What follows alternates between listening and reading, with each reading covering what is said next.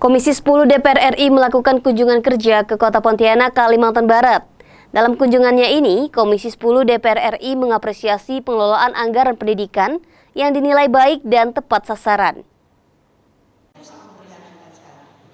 Pengelolaan anggaran pendidikan Kota Pontianak mendapatkan apresiasi dari Komisi 10 DPR RI.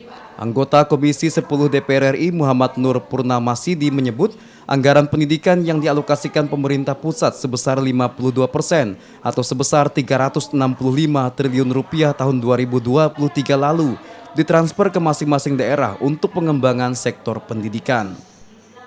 Ia menilai Kota Pontianak sangat efisien dan tepat sasaran dalam mengalokasikan anggaran sebesar 320 miliar untuk kepentingan pendidikan. Pasalnya, dari beberapa provinsi dan kabupaten kota, tidak ada yang 100% mengalokasikan anggaran dengan efisien, terlebih untuk serapan guru-guru P3K. Pontianak menurut saya luar biasa.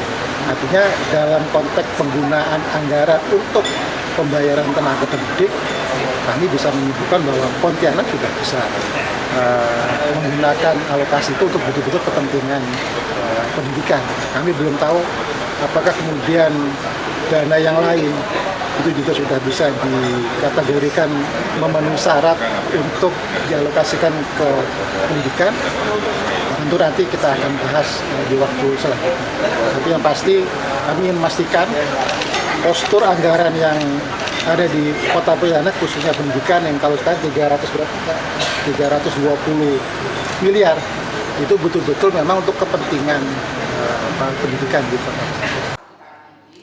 Sementara itu, penjabat Wali Kota Pontianak Ani Sopyan bilang beberapa hal menjadi pembahasan pada pertemuan dengan Komisi 10 DPR RI, terutama terkait pelaksanaan pendidikan yang nantinya akan diangkat menjadi salah satu kebijakan nasional untuk kemajuan pendidikan di Kota Pontianak. Ia berharap para legislator pusat dapat menyuarakan aspirasi dan kepentingan demi kemajuan dunia pendidikan.